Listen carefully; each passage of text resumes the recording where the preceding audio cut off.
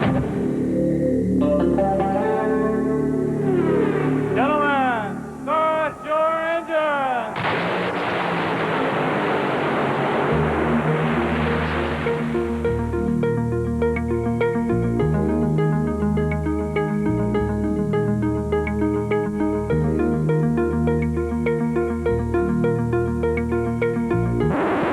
Fred Wagonall said never take his brand new baby Connor to the drag races. Well, where in the hell are you going to take him? This is America. This is the place to be. Even excites me. You'll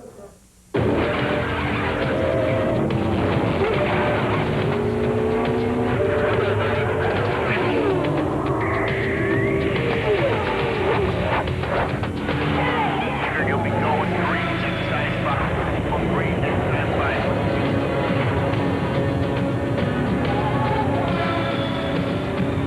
Hello, everyone. I'm John Kernan. Coming up on RPM tonight, the professor is under the weather, but Bill Weber is here to pinch hit. Gary Selzy continues to smoke him in Top Fuel, and Team Ray Hall looks ahead to the 97 season on the PPG Kart World Series. But first, for most of Sunday's Goodrich Service 400, Jeff Gordon appeared to have, at best, a second-place car. As everyone watched Dale Jarrett set sail into the sunset, Gordon's Rainbow Warriors went to work, making numerous small adjustments to the car throughout the race. Finally, things went their way, and it was Gordon who set sail. We didn't make any big adjustments because we knew we were close all day. You know, we could keep Dale in sight, and that's what we needed to do. So we worked a little bit with tire pressure, you know, a track bar, a wedge, fenders, tape. You know, we did everything that we could, just a little bit at a time. Does it make that big of a difference? I mean, when you try those adjustments, does Jeff, call in and say, hey, you know, it feels so much better or so much worse? How does that process work? Well, when you're making small adjustments like that, he's not going to call and say, geez, that's night and day. But, you know, if you notice all day long, we could kind of consistently close that gap. The gap was pretty big, and it just was a little bit better. You know, the car got sharper all day long. What about the line? I mean, who makes that decision? Is that something that you guys talk about, you know, the line that Jeff finally found that worked? Well, that's something, you know, the drivers, they're like racehorses. You know, we can tell him where other people are running, but that's a feel that they've got. You know, they know that there's a sweet spot out there, and it moves around, and they search for it, and he searched for his all day, and finally it came in, and he hit it right there at the end that could put him in his rhythm, you know, because he came on the radio with 30 to go and said, don't talk to me anymore, and he never does that, and he got in his rhythm and got right on that sweet spot, and the car picked up a good bit. The car Gordon drove to victory on Sunday is named Blacker. In 19 races, it's won 10 times. But it's not the car they're taking to Richmond this weekend. Instead, they're taking a car that's won at both Martinsville and North Wilkesboro, number 2421. But what about its name? I can't remember. I think I know what 2421's name is, but I don't think I can say it on the air. The guys that get, 2418 was named Beavis, so 2421 is his partner. I guess that pretty much lets the cat out of the bag. Gordon is off to one of the best starts ever in the history of NASCAR Winston Cup racing. Only 2 other drivers have opened the season with 2 wins. David Pearson was the last to do it in 1976. He went on to win 10 races that season. Marvin Panch also won the first 2 races in 1957. Well, Benny Parsons is under the weather, so Bill Weber is here. And Bill, can anybody stop Gordon and the Rainbow Warriors? Yes, they can, John. The only question is when. Right now, Jeff is off to a great start. He's 2 for 2. That's a pretty good winning percentage. Last year, we did a story on what it's like to win 10 races in a season. Right now, we're getting ready to do another one. But I'll tell you this, he won't win all 32, I don't think. If he gets to 31, somebody's going to kidnap him. Let's check out Jeff's winning percentage breakdown. 21 wins and 126 career starts.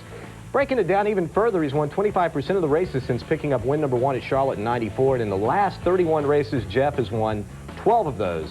That's almost 40%. And Bill, I think what that shows is not only is he a really good driver, but he's got a really good team. And that team starts basically when they leave for the track on Friday. It starts with Mike, the guy that drives the truck. From the very first time you get the car off the truck, that's when you want your team to really come together. They've worked all week during the at the shop, getting that car ready. They get to the track, they get it off, they get it in the garage, and success on Sunday begins with that teamwork that you have on Friday morning. But on Sunday, that's when you got to put it all together from communication on down. How'd they do on Sunday? I think they did a great job. In fact, I heard Ray Abraham talk to Jeff on the radio during the race, and what Ray said is, basically right now from here, Jeff, in the pits, we can't see any way of making that car any better. So now it's up to you to help us. Tell us how we're going to make that car better. So Jeff, who's always telling the team how the car is handling and what it's doing, now gets an additional role. Tell us what to do to make that problem go away or to enhance the situation. And obviously it worked out pretty good. Yeah, they figured it out pretty well, didn't they? Last week you talked about invading and conquering at the Rock. In your mind, who invaded and who conquered? Well, John, we had 47 cars invade the Rock. 43 made it to Sunday. Of course, Jeff Gordon turned out to be the conquering hero, but the battle left some drivers scarred, while others marched to the finish, capturing precious points for their troops. The goal, grab a piece of the Rock. The result, sometimes the Rock grabs a piece of you. Mark Martin won the pole with a track record qualifying speed on Friday. On Sunday, he led a total of just 22 laps and finished 13th, ending his streak of 16 straight races with a top 10 finish. Trouble is, we brought a 20-lap car to a 60-lap race, it felt like all the time, and our car would be real good for a while, and then it'd fall off his tires, and there was nothing we could do. It hurt both ends. It'd push a little bit, and it'd be loose, too, so it's a downforce problem or a shock problem or something we need to go after. You know, we're real disappointed in our showing. Dale Earnhardt was penalized on pit road for a runaway tire, and just past lap 200, brushed the wall. Still, he hung on to the lead lap and finished 11th, right side up. We never did really get the car like I wanted, or like it needed to be, actually. And, ended up 11th. That's not great, but it's still not 27th when we started, so we'll take that and work hard to go into Richmond. You know, Richmond's been a pretty good racetrack for us, so we just have to go on from here and see what we can do. We didn't turn over. That's good. Rusty Wallace lost the door-to-door dash to the line with Ricky Craven, but still got the performance he wanted and the points he needed. He was 41st. He is 24. Okay, get him, hook him, hook him, hook him, hook him, hook him, hook him. Really, that's what you have to do to win championships. You know, I mean, granted, we want to win the race, but you have to take what's dealt to you on the afternoon. You know, we didn't crash trying to run third. You know, Rusty used his head. We came up through traffic from qualifying so bad, and stayed on the lead lap, and that was a good thing. And you know, that's what you have to do. We got to get back after it here. We got to be real consistent and pretty conservative to accumulate some points so we can really get after it again. Jeff Burton was 11th at Daytona, 3rd at the Rock, and 4th in points. One position better than he was after 2 races in 1996. I took off on the last run, running as hard as I could run, and I saw about 10 laps into it that we weren't going to be able to do it, so I just kind of backed off and cooled the tires out and just made sure we protected third. Craven has been the big winner without winning. 2 different races, 2 different crew chiefs, 2 top 5 finishes, and 320 points, trailing only Jeff Gordon. Exactly why I wanted to be here, and you know, after we got beat up last year at Talladega, seemed like our performance dropped, but along with the change, new faces, some new excitement, we're back, and I feel real good about what we're doing. And as for Dale Jarrett, he and crew chief Todd Parrott were smiling when they left the track, taking with them their 3rd straight second-place finish at the Rock and a big chunk of points. Our car was good, and Gordon just got better there at the end. That's all you can say. We finished 2nd, but we got an awfully strong car, and like I said, the team did an excellent job all day. Todd Parrott and Dale Jarrett did have a good day, but Ray Evernham and Jeff Gordon had a better finish. Who had the best car? Depends on when you ask. But the 24 crew did try something a little different on the final pit stop that made Blacker the fastest car the final 33 laps. Well, we didn't need it, first of all, and you don't want to add extra weight to the car, and I felt like having a little bit more front percentage would give our car an advantage because we were a little bit loose off the corner, and I just decided that 4 tires would be the trick. We didn't want the extra weight, and we wanted the front percentage to help him get up off the corner. So without that extra weight, the car actually turns better and also gets better acceleration off the corner? You would hope. It is less loose coming up off the corner, and a lighter car will always corner better than a heavier car anyway. Well, the 24 car did not take on fuel that last pit stop, Bill. What about the 88 team? What did they do? 1 round of bite out, and they did add fuel. But Dale Jarrett's times did not fall off after that final pit stop. So he was just as quick in the last part of the race as he had been earlier. After the race, on the way home on the telephone last night, what's the matter with the 88 car? What was the matter with the 88 car? Nothing was wrong with the 88 car, it's just the 24 car got better. For almost that whole race, though, I mean, Jarrett was just dominant. and winds up with his second-place finish. If you were him, Bill, I know how competitive you are. How would you feel today? I am pretty intense, and I wouldn't be feeling very good. But Dale Jarrett and Todd Parrott both felt great after that race. I saw DJ coming out of the rig with his family after the race.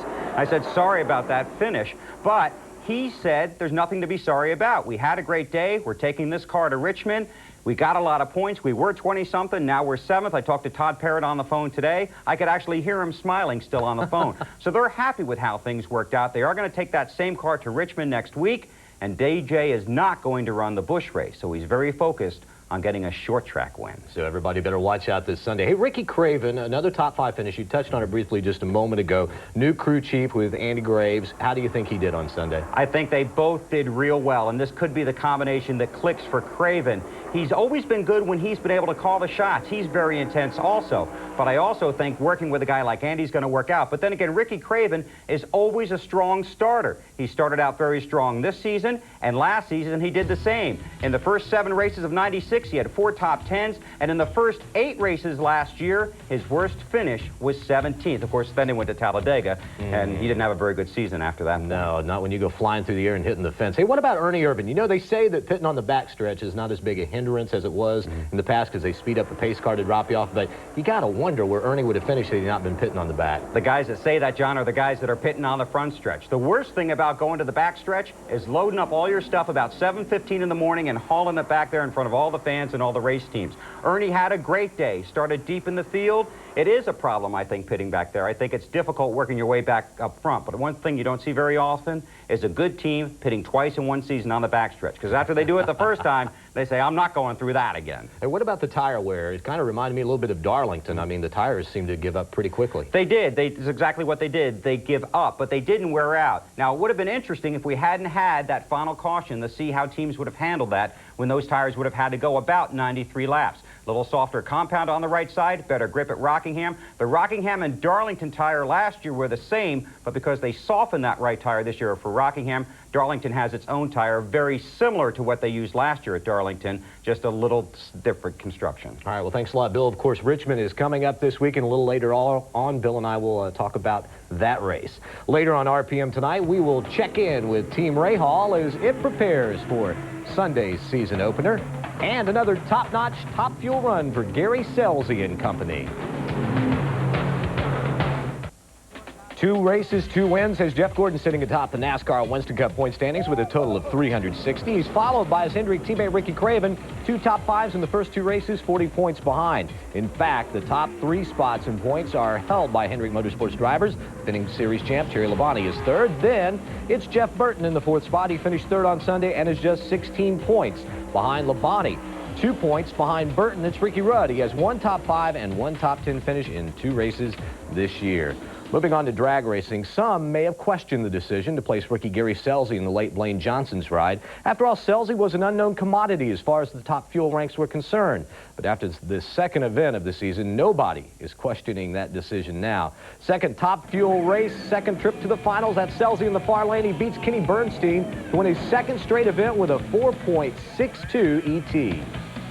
We lucky or what? That was awesome. Lucky, a 428 light, a 462. Oh, man. I'll tell you what, AJ Power, and we used it up. I'll tell you, I had a little guy ride with me today, and we did it for him. Scelzi now leads Bernstein by 60 points after 2 of 19 races this season. Joe Amato holds down the 3rd position with a total of 149 points. Then it's Connie Coletta with 130 and Shelly Anderson in 5th with 110 total points. In the funny car final, John Force in the near lane. He's really fighting it while Dean Scuzzi has some problems. Force wins it with a 5.79 top speed, 260 miles an hour. Hey, well, racing this kid was something else. I think you got to be driver of the year to drive one of these old heaps. He was smoking the hot dogs. I was sideways, front end up, full parts were flying everywhere. Matt Toole were earning our paychecks. That's a fact. But let me tell you something. Fred Wagenhall said never take his brand new baby Connor to the drag races. Well, where in the hell are you going to take him? This is America. This is the place to be. Even excites me. He's not really wound that up much in person. I've met him before, and he's really a calm guy. But Forrest wins his second race of the season to build a commanding 106-point lead atop the funny car standings. Whit Bazemore holds down the 3rd spot in the points, just 4 behind Al Hoffman. Del Worsham and Tony Pedregon round out the top 5. Pomona winner Warren Johnson in Pro Stocks in the near lane, taking on last year's champ Jim Yates. This was close the whole way, with Yates finally pushing ahead to capture the win. 6.99 elapsed time and a top speed of 197 miles an hour. It's good competition, you know. I think we work really hard to beat each other, and that tries to drive the whole sport and the whole pro stock field faster and faster, and that's good for the fans. They're really getting their money's worth this year, I know, because I'm working as hard as I can, and so is everybody in that McDonald's camp. Johnson leads Yates by 40 points in the pro stock standings. Mark Pollock is third, while Kurt Johnson is just 1 point behind in the fourth spot. Jerry Ekman, Troy Coughlin are tied for fifth place with 111 points apiece. The PPG Car World Series opens its season this Sunday afternoon at the Homestead Motorsports Complex. Several teams made changes during the offseason, all in an effort to catch the Target Chip Ganassi team. Marlo Klain reports that an engine change for Team Rahal has Bobby and Brian optimistic for this season. Team Rahal combined for 9 top 6 finishes in the last 5 races of '96. But the lingering image is of Brian Herta being passed by Alex Zanardi on the last lap of the season finale at Laguna Seca. It was a bittersweet symbol of a season where the team ran up front for the second half of the year, but never visited the winner's circle. It sucked. It was terrible. I wouldn't want to go through it again. That's racing. You win races that you feel like you should have lost, and you lose races you feel like you should have won, and that's just part of it. I've been surprised. I think if it hadn't been the last race of the year, you know, people would have had more to talk about, but obviously they didn't have more, and so, you know, it's sort of, I can't wait to get the first race just so that one will go away. With all that they accomplished in '96, Team Rahal's decision to switch from Mercedes to Ford Cosworth Power had some people scratching their heads. But the change is somewhat of a homecoming for Rahal, having won 2 of his 3 championships with Cosworth Power. The majority of my wins were with Cosworth Power. Yeah, but at the home's a little different. You know, Ford's much more involved in this program than they were back in the mid-'80s, and so I'm looking for even better success. It was more of, I think, a longer-term opportunity. It wasn't, I think, a decision that we looked at and said, well, this will be good for next year, and then we'll look at it again. I think the basic feeling was this is going to be a good package and a good opportunity for us for the next several years. Despite the equipment overhaul, there is stability with the men at the wheel. Herta returns to the same team for the first time in his kart career. The team unity even led Herta to give up his California home to join Rahal and the team in Ohio. I think we've made a lot of investments technically. I think the team has matured a great deal over the years. I think we're poised to have a great year, and if we don't, I will be extremely disappointed. Saturday night at 9:30 Eastern, we have all the exciting action of qualifying from Homestead. It's the kart season opener. Everyone heads in with high hopes, and you can see who captures the first big prize, 97, the pole for the Grand Prix of Miami, Saturday night on the Deuce. When we come back, we'll find out how Ron Hornaday is doing as the Truck Series prepares to swing back into action.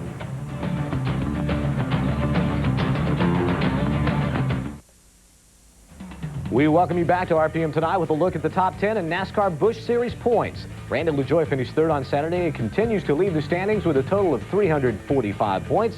Todd Bodine stands second. He's 29 points behind LaJoie. Then it's Phil Parsons, Elliott Sadler, and Greg Sachs. Checking out the rest of the top 10, Mark Green is just 2 points out of the top 5. Elton Sawyer and Mark Martin complete the top 10. And, Bill, I'd have to say everybody thought it was a really great race on Saturday, and what a decision, what a comeback by Mark Martin to win that thing. It certainly was, and they made a gamble. They came in and they put on 4 tires during that last pit stop. And really, you talk about how the Busch guys learned from the experience of Winston Cup guys when they run in the Busch races. But one thing the Winston Cup guys have the advantage of is they're not running for points, they're not battling for the championship. Other than getting their pride bruised a little bit, they can come in, gamble a little bit, which is exactly what Mark Martin did, only this time the gamble paid off with a trip to victory lane. Well, this weekend you've got Richmond coming up. The Busch Series will be there along with the Cup guys. We all know who the favorites are in the race on Sunday. What about Saturday? Who do we look at as the favorites at Richmond in the Busch race? Who won Saturday at Rockingham? Mark Martin. Yeah, I like Mark Martin's chances on Saturday. In fact, I talked to Bobby Leslie today.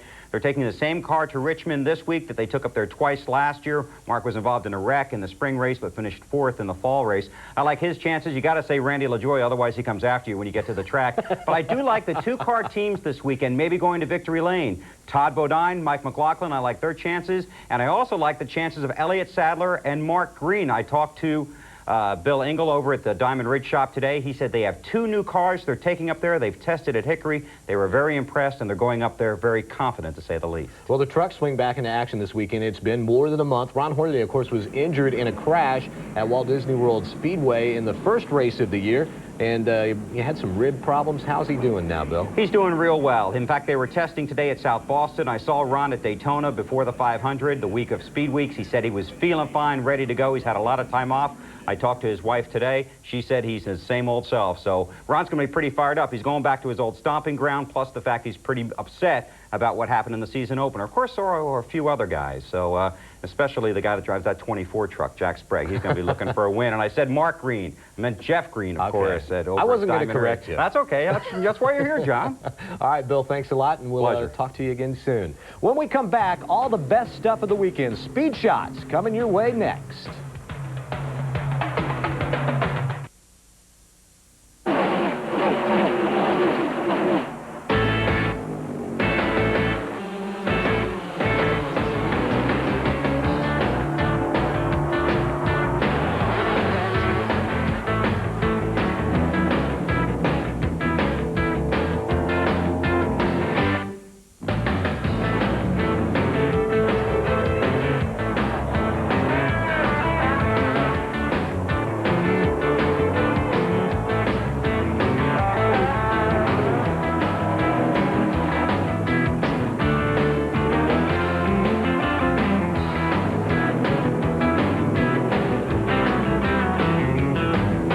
To be.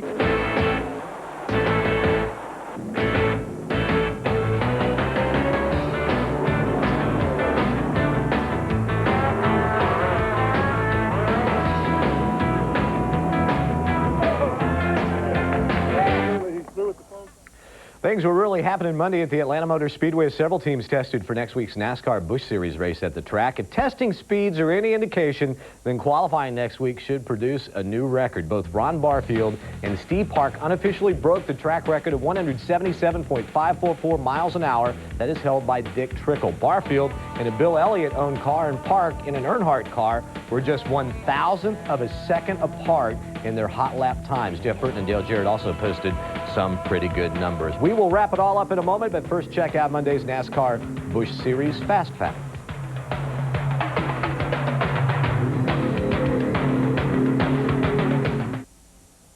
Tuesday on RPM Tonight, we'll ride along with Rusty Wallace at The Rock in this week's radio replay. We'll continue our preview of this year's kart competition with a look at Tasman Motorsports, and Butch Leitzinger joins us here in the studio Tuesday night, 7 Eastern on The Deuce. Don't forget the best racing crew in the business swings back into action this weekend to bring you the Pontiac Excitement 400 live from the Richmond International Raceway. Can Jeff Gordon make it 3 in a row? We'll bring you all the action Sunday afternoon on the classic ESPN. Finally, congratulations to Al and Shelley Unser. The couple's 4th child was born this afternoon out in Albuquerque, New Mexico. Joseph Scott checked into the world at 5 pounds, 5 ounces, and 18.5 inches long. The Unsers now have 2 boys and 2 girls. Well, time, of course, flies when you're having fun, but unfortunately, we're out of time for now. See you back here again Tuesday night, 7 Eastern. Dr. Jerry Punch will be here to make his weekly house call. Good night, everybody.